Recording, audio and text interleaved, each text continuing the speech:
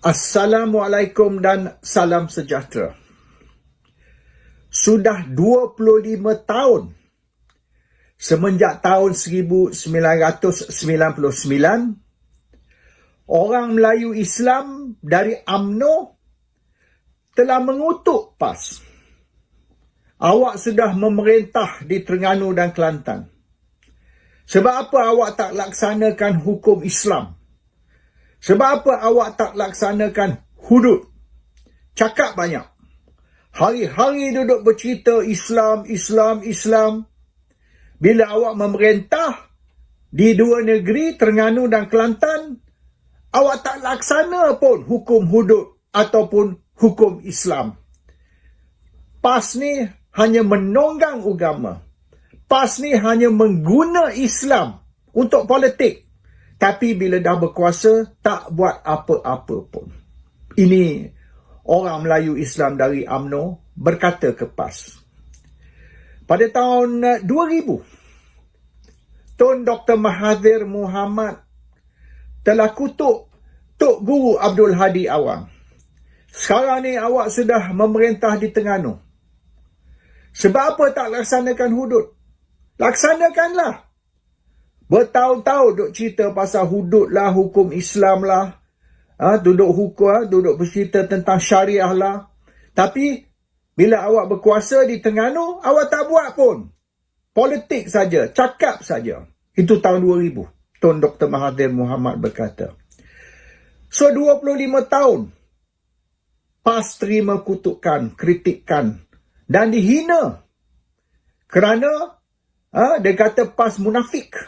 PAS hanya bercakap, tapi PAS tak melaksanakan hukum Islam atau syariah ataupun hudud apabila mereka memerintah. Yang sebenar, PAS memerintah tahun 90. Bukan tahun 99.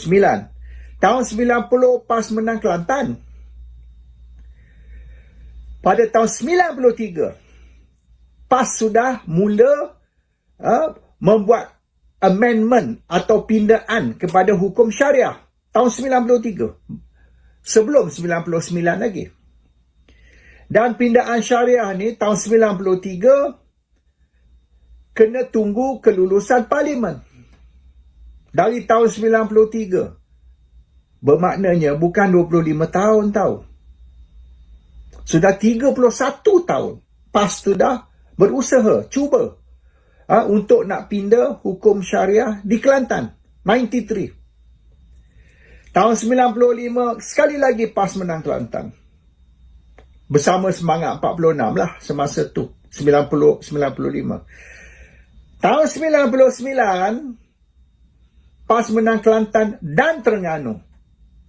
Masa tu semangat 46 dah tak ada dah tutup.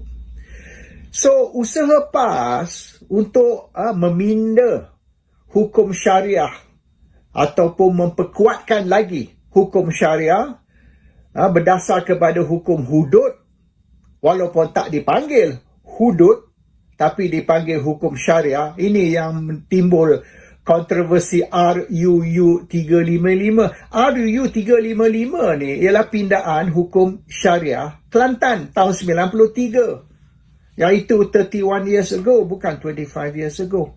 Tapi disekat oleh UMNO, disekat oleh parlimen. Sebab masa tu PAS tidak ada majoriti dalam parlimen. Sampai hari ni pun PAS tak ada majoriti dalam parlimen. PAS tidak ada 112 kerusi. Jadi PAS tak boleh buat apa. Dan parti-parti Melayu lain tak sokong. UMNO tak sokong. Dan even mana PKR, kalau nak anggap dia sebagai satu parti separuh Melayu, pun tak sokong. So PAS never had the majority dalam sejarah semenjak merdeka sampai sekarang. PAS tak pernah majority di dalam parlimen. Hari ini Mahkamah Persekutuan yang bersidang bersama yang didengar oleh 9 hakim, 9 judges Supreme Court ni, 8 lawan 1. 8 hakim dengan hanya 1 menentang telah memutuskan yang negeri tidak ada kuasa untuk melaksanakan atau meminda hukum syariah atau hukum hudud di negeri, sebab ini melanggar perlembagaan. Hanya parlimen saja yang berkuasa. 9 hakim bersidang, 8 dari 9 membuat keputusan. State government has no authority, state government has no jurisdiction untuk nak membuat apa-apa pindaan atau melaksanakan hukum Islam melibatkan jenayah. Melibatkan agama, tak kena mengena jenayah, okey. Kalau misalnya ni orang berkaluat, orang berzina, orang makan babi, orang minum arak, itu tak apa. Itu undang-undang negeri, bukan undang-undang persekutuan. Tapi kalau melibatkan jenayah, negeri tidak ada kuasa.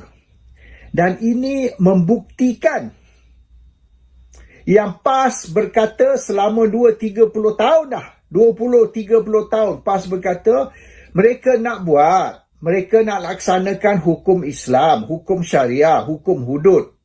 Tapi kena buat ikut perlembagaan.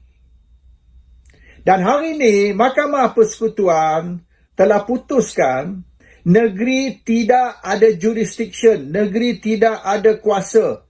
Negeri tidak boleh kalau ikut perlembagaan membuat apa-apa pindaan atau laksanakan hukum Islam, hukum syariah, hukum hudud yang melibatkan jenayah. Clear? So, the court, the highest court in the land, the Supreme Court, 9 hakim, bukan 3 hakim, 1 hakim, bukan 5 hakim, 9 hakim.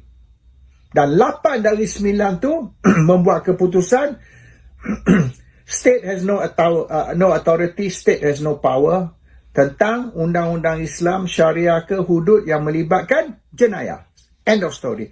So, 20-30 tahun PAS dikutuk oleh orang Melayu, orang Islam. Yalah, orang DAP, orang bukan Islam tu memang duk kutuk lama dah.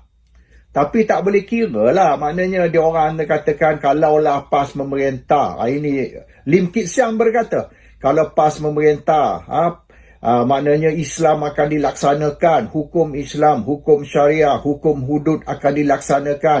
Orang bukan Melayu akan dizalimi. Orang bukan Melayu akan ditindas. Rumah-rumah ibadat bukan Islam akan musnah, akan diroboh. Oh, macam-macam dia orang kata. Dia orang buat ni macam hukum Islam ni satu benda yang jijik. Satu benda yang teruk lagi pada COVID. Kita nak, maknanya we must avoid Islamic law.